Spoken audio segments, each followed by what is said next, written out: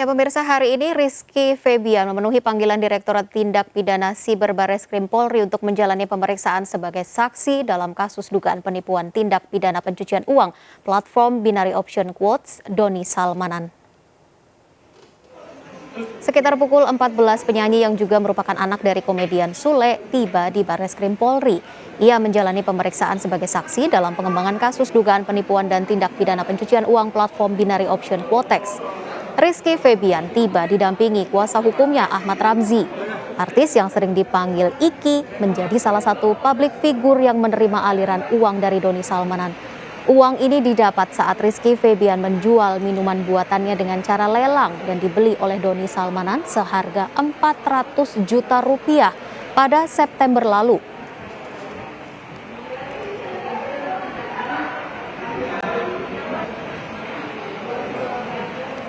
Korban dugaan penipuan bermodus investasi robot trading melapor di Reskrim Suspolda Bali. Perwakilan korban mengaku kerugian mencapai ratusan miliar rupiah. 7 korban yang mewakili 700-an nasabah investasi robot trading melaporkan perusahaan trading PT FSP Academy Pro atas dugaan penipuan dengan modus investasi robot trading. Para korban mengaku menginvestasikan modal puluhan hingga ratusan juta rupiah per orang.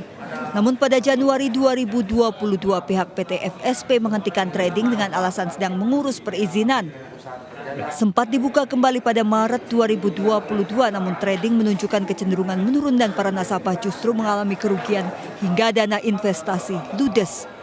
Akhirnya itu pas waktu trading malam tanggal 7 itu terjadi scam. Sore masih trading. Trading masih profit.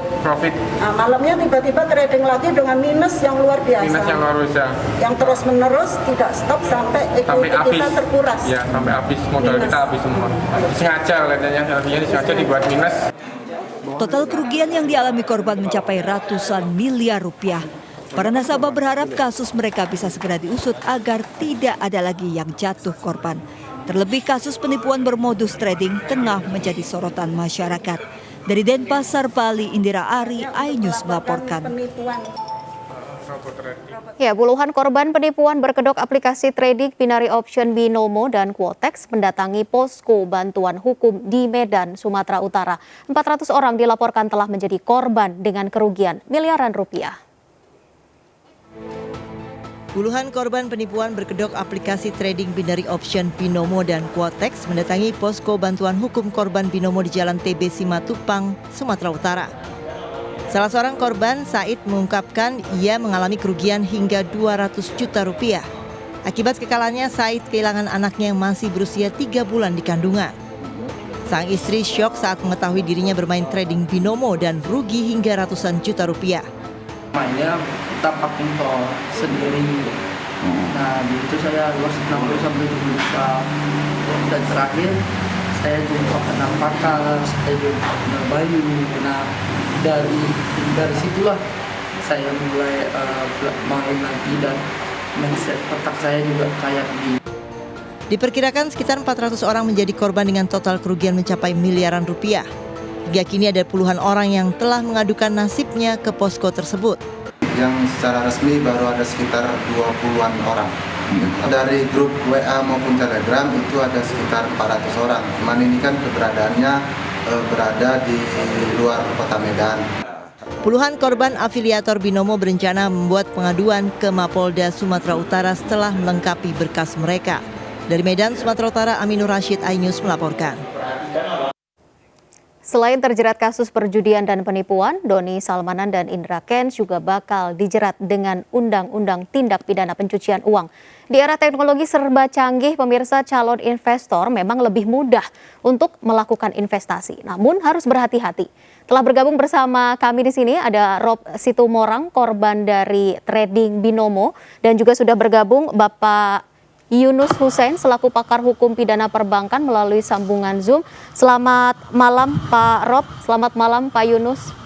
Selamat malam. Baik, salam selamat sehat malam, untuk bapak-bapak berdua. Saya ke Pak Rob terlebih dahulu. Pak Rob, maaf saya menyebutkan Anda sebagai korban Binomo. Berapa sebenarnya total kerugian yang Anda alami sampai dengan saat ini? Siap, terima kasih Mbak Rizka atas pertanyaannya. Sebelumnya, perkenalkan saya Rob Situmorang sebagai korban sekaligus wakil koordinator korban binary option seluruh Indonesia. Nah, di dalam binary option ini semenjak tahun 2021 sampai 2022 saya mengalami kerugian sekitar 60 juta, Mbak. 60 juta? Iya. Baik, kerugian 60 juta berupa apa? Apakah memang hanya total uang saja atau apa yang sudah Anda pertaruhkan dalam investasi ini, Pak Rob? Itu berupa uang saja, uang tabungan saya, Mbak, selama saya bekerja. Baik, Pak Rob, apa yang menjadi ketertarikan Anda sebenarnya pada investasi ini? Sebenarnya awal saya tertarik dengan investasi ini, itu saya melihat seorang influencer yang sekarang jadi tersangka di Barreskrim Polri. Saya tertarik karena melihat aktivitas beliau di YouTube. Jadi pada tahun 2021 ya, itu ketika kita WFH, itu kita melihat mereka selalu muncul di beranda YouTube. Nah, jadi itu secara tidak langsung menjadi konsumsi publik yang kita melihat terus-menerus. Jadi setiap di YouTube itu di beranda itu selalu muncul sultan-sultan ini, sultan abal-abal ini. Nah, jadi kita melihat kontennya. Nah, dengan mereka yang membeli semua dengan serba mudah, itu yang membuat kita tertariklah dengan investasi ini. Artinya dengan mendapatkan cara yang mudah, terus kemudian cara influencer menyampaikan, Anda merasa tergiur begitu untuk mengikutinya. Benar, Pak. Baik, setelah Anda menjalani awal di tahun 2020. Saya 2020 belajar dulu. Setelah saya belajar riset lebih dalam, kemudian saya terjun ke tahun 2021. Oke, baik. Berapa yang Anda setorkan pada saat itu di awal? Pak Rob? Pak Rob? Bisa mendengar suara saya, Pak Rob? Pak Rob? Baik, tampaknya terputus hubungan komunikasi saya dengan Pak Rob. Saya ke Pak Yunus terlebih dahulu. Pak Yunus, Ya. apa sebenarnya yang menyebabkan orang-orang ini saat ini begitu menyukai begitu ya investasi trading yang saat ini memang sedang populer? Kalau tadi contoh Pak Rob adalah tertarik karena buayan oleh influencer. Kira-kira apa Pak Yunus yang mungkin ini bisa menjadi salah satu tren begitu yang sekarang sedang membumi begitu ya? Baik, makasih. Kelihatan yang tertarik dengan investasi ini banyak dari kalangan kaum muda ya. Milenium, generasi Z juga,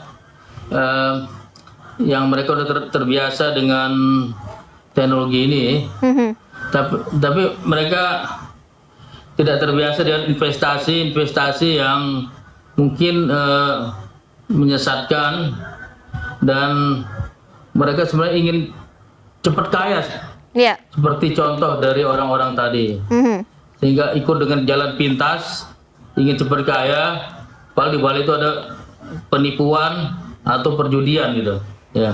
Baik. Nah, jalan pintas itulah yang membuat mereka jadi banyak korban.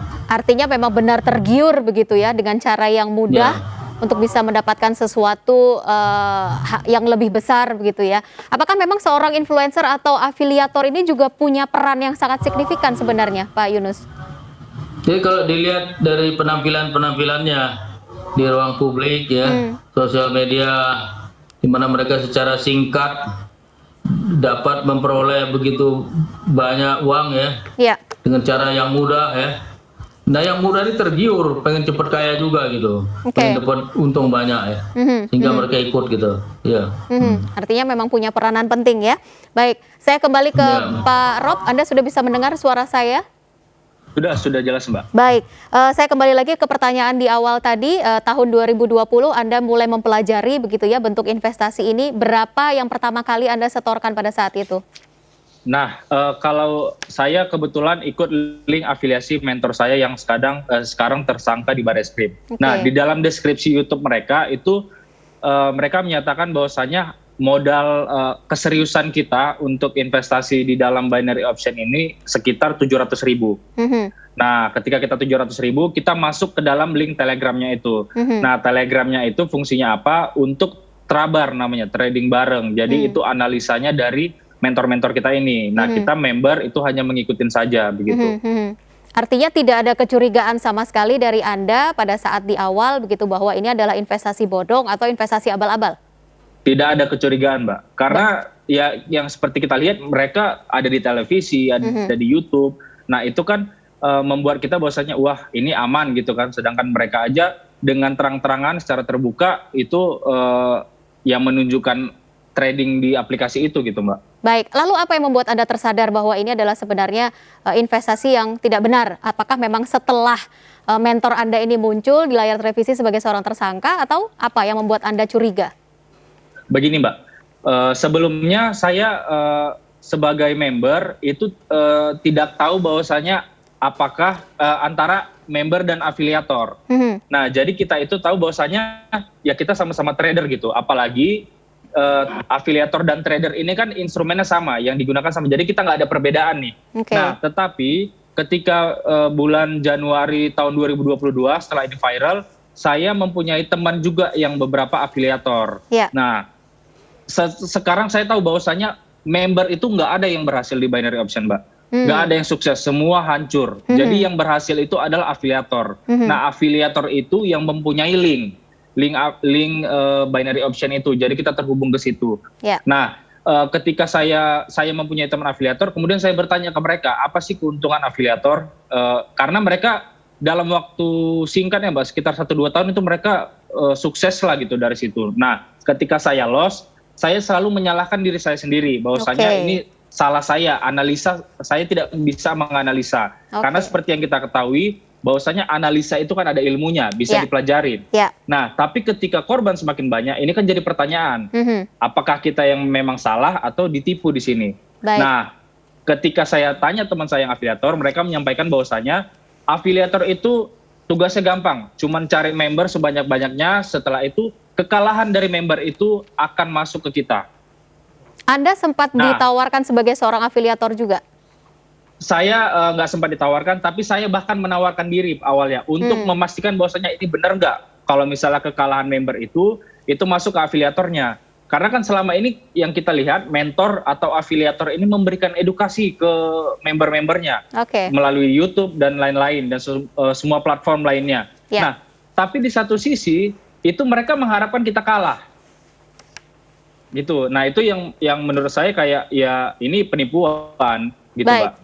Baik, Pak Yunus sebagai seorang yang awam begitu ya, sebagai manusia mungkin pribadi yang baru belajar untuk berinvestasi, apa yang mungkin bisa kita baca dari kasus ini untuk mengetahui sejak awal begitu bahwa apakah memang ini investasi yang benar atau memang ini investasi yang mengarah kepada sesuatu yang tidak benar? Jadi pertama memang ada kekurangan di dalam pengaturan dan perlindungan konsumen investasi seperti ini. Walaupun sudah ada Satgas Waspada Investasi yang anggotanya 12 instansi, di bawah koordinasi OJK, tapi edukasi publik masih belum optimal kalau menurut saya. Masih kurang menurut Anda? Iya, masih kurang, bukan hanya secara teknologi, secara investasi, dan diajarkanlah bagaimana mereka bisa melihat bukan hanya perizinan ada apa enggak, kemudian pakai logik akal sehat. Ini normal nggak keuntungan demikian cepat dalam waktu singkat dengan cara-cara yang tidak lazim sama sekali. Apalagi ada informasi-informasi yang mungkin menipu atau menyesatkan ya, dan ada unsur gambling. Saya sendiri nggak ngerti kapan dianggap kalah sehingga 80% ini dapat afiliator, kapan dianggap menang. Saya nggak ngerti kapan kalah menangnya. Hanya di situ ada unsur penipuannya seperti disebut oleh Pak Robi tadi itu. Baik, jika memang sudah terjebak posisi seperti Pak Rob dan mungkin korban-korban lainnya, apakah mungkin ada uang korban ini yang akan kembali begitu sepenuhnya? Jadi kalau dilihat aturan yang ada dari pasal 39 Kitab Undang Hukum Acara Pidana, penyidik bisa menyita semua hasil tindak pidana tadi.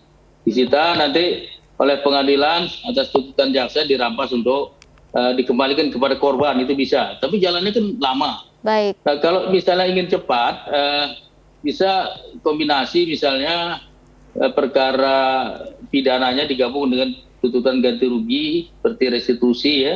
Ada peraturan pemerintahnya, nanti dengan bantuan LPSK, lembaga perlindungan saksi dan korban akan menghitung, menyampaikan perhitungan kepada jaksa, nanti jaksa penuntut umum menyampaikan di pengadilan dalam sidang gabungan, ini loh korban dan ruginya sekian dan minta dikembalikan kepada korban. Nah, tapi sidang ini sangat jarang dilakukan. Tapi bisa menurut hukum acara, bisa. Baik, terakhir saya ke Pak Rob, tindakan hukum apa, langkah hukum apa lagi setelah ini yang akan Anda lakukan dengan teman-teman korban lainnya?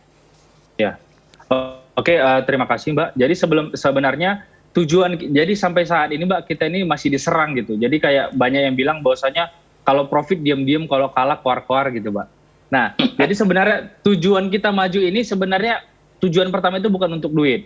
Nah, tapi untuk menghentikan aktivitas binary option ini Mbak. Jadi saya tidak mau bahwasanya akan ada itu generasi selanjutnya seperti saudara kita, anak-anak kita, bahkan nanti yang terjerumus ke dalam ini gitu Mbak. Karena bahaya, bukan cuma materi yang kita hilang, tapi secara psikologi, ada yang bunuh diri, ada yang cerai, dan itu nggak bisa balik ke seperti dulu lagi Mbak gitu. Gitu. Jadi tujuan awal kita maju ini untuk memberhentikan aktivitas binary option di seluruh Indonesia. Nah, terkait untuk duit kembali, kemarin kita udah bersama lawyer kita, Pak Vincentius Mendrova, beliau menyampaikan bahwasanya ada secara teori ini duit bisa kembali gitu. Jadi kita kawal proses ini sampai di pengadilan, Pak. Baik, kita akan kawal bersama-sama. Semoga kasus ini juga bisa terselesaikan dengan baik oleh pihak kepolisian dan juga pihak-pihak terkait lainnya. Pak Rob Situmorang, korban trading binomo, terima kasih untuk waktu Anda. Pak Yunus Husein, pakar hukum pidana perbankan dan juga tindak pidana pencucian uang, terima kasih juga untuk waktu Anda. Salam sehat Bapak-Bapak. Terima kasih sudah bergabung bersama kami. Terima kasih Mbak Rizka. Sehat dan semangat. Dan pemirsa, terima kasih Anda masih bergabung bersama kami. Kita akan kembali di MNC News Prime sesaat lagi.